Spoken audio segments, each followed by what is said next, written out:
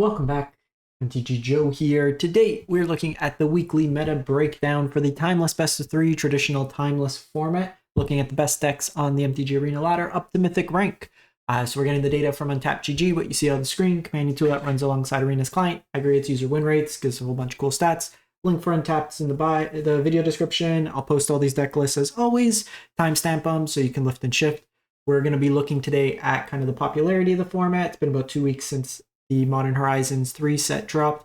We'll look at the win rate data for the highest win rate decks. Small population of best of 3 still, so there's going to be a little bit of noise, but it's more just kind of focusing on what archetypes are doing well and what kind of configurations. And then I looked at, like, we have the Mythic leaderboard for folks playing in that. A lot of Boros energy, a couple different takes, but there's at least one interesting deck that we'll cover in the end of the video itself.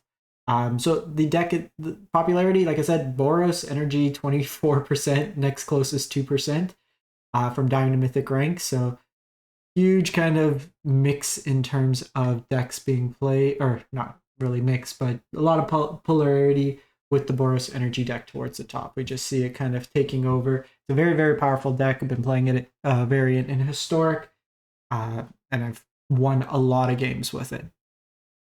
So we'll jump into it.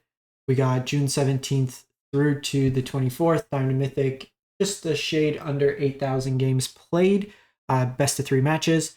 And like I said, we're putting the cap to 20 matches just to get some diversity. If we go to 40 or 80, we're really not getting too much right now.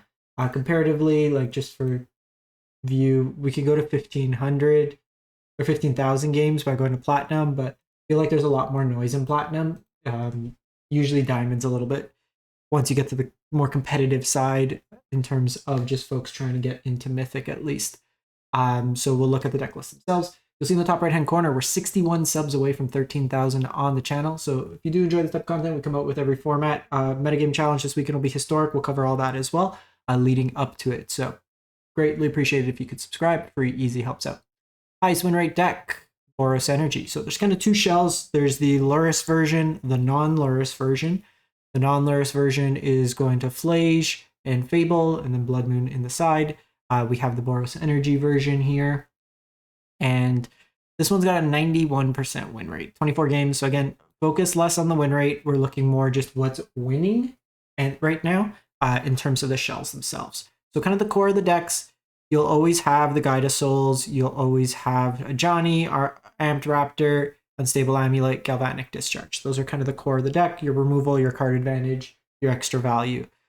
This version's on Ocelot, Pride, and Ragavan. Pride's very powerful and Historic, obviously a little softer to Bowmaster in the format. You'll see varied numbers of Static Prison throughout the list. The Bombardment's a really nice mirror breaker. Whoever kind of gets ahead with creatures can then just control your opponent's boards. Just picking off, say, like your opponent's Ocelots, Ragavans, and it's also instant speed that you can flip your Ajani. So basically, whenever you want, flip your Ajani, and then it's also a red permanent for Ajani. Other than that, the kind of tech for this one is Nurturing Pixie. Comes in, you get to return another non-fairy, non-land permanent you control to your hand. If you do, it becomes a 2/2.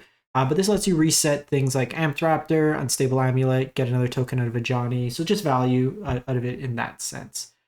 Lurrus Companion, Deafening Silence for kind of the Stormy style decks, Pithing Needle for activated abilities, another Prison for removal, Swords for removal, Vexing Bauble for like show and tell style decks.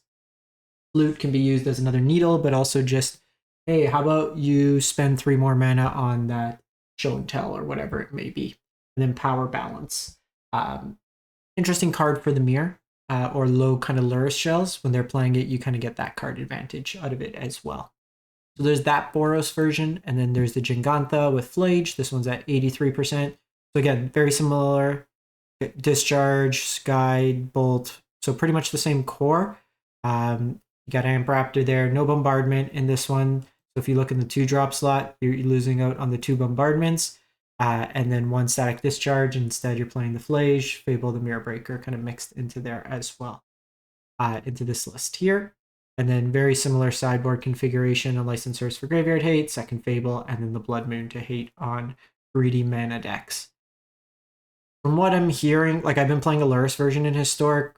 Apparently, this version's better into the mirror, but I've Haven't really found it too troublesome. I think just going wide is a little bit easier, but the decks are a little bit different between the two formats because in Historic you're playing Soul Warden and you're playing Bishop or the like Johnny's Pride Mate that gets bigger. Not the Bishop of Wing, I forget its name all the time.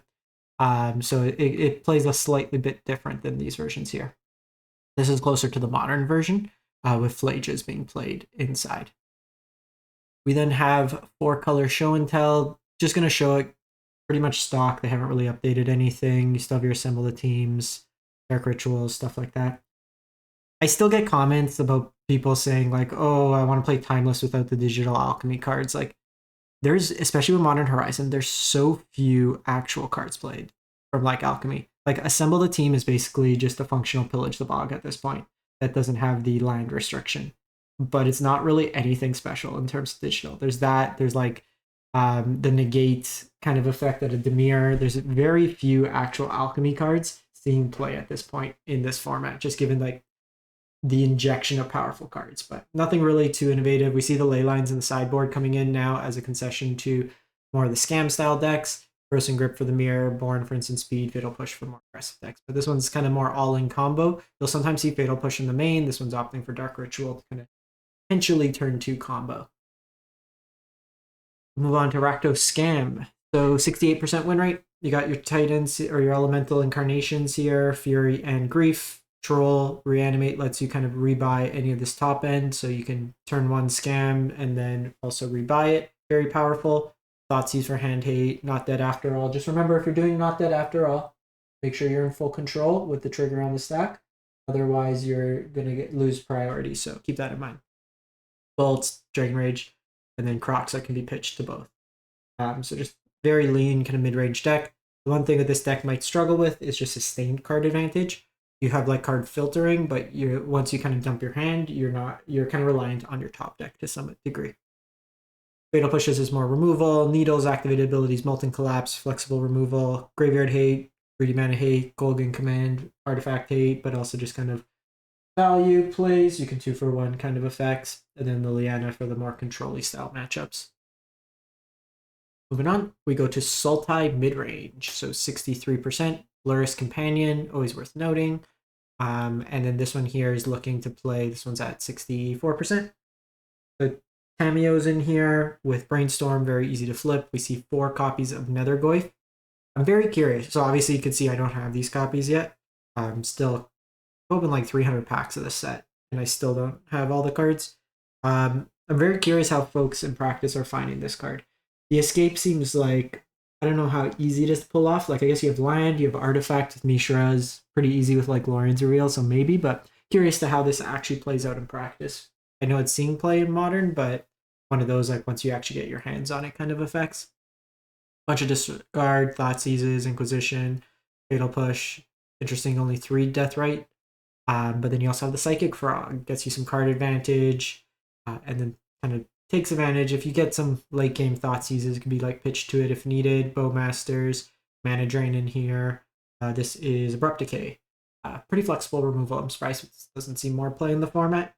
But just like Sultai good cards, removal, kind of every threat needs to be answered. Otherwise, they kind of snowball, which is what you want. Bind to Secrecy is a card. This is like the only other alchemy card that we're really seeing play right now. Pick your poisons. Flexible removal, Stern Scolding for like the Lurrus Mirrors, Extraction, Combo, or Graveyard Hate. Bind is just a flexible kind of negate effect. Flute, as we mentioned, Graveyard Hate. Harbinger of the Seas, so you do have to side out of Lurrus, but the matchups that you want the kind of graveyard or like Blood Moon effect, you can also do that with Harbinger. And then Maelstrom Pulse as just a catch-all removal. We go to Dimir Control. So this is more on the controlling side as opposed to the other one that was more mid-range. This is basically just an evolution of like the Mistman Control. We saw Jace Valky for a minute. This one's playing a couple Nethergoyfs in here. We have Bowmasters and Frog. But then just basically removal, things that hit Graveyard Hate, kind of flexible effects. Hand Hate, counter spells, like Counterspell and Mana Drain in the same deck, Bind to Secrecy, Legion's End. So just a whole bunch of removal options, some Sorin Ransom, Dig Through Time, and Ascanta for mana effects. Sideboard looked like they were playing a singleton deck, but removal that you can get some ability, like it's just added effects. The ring tempts you can be used, like you have Soren's Ransom, so makes any of your kind of creatures unblockable, your smaller ones, and eventually added effects.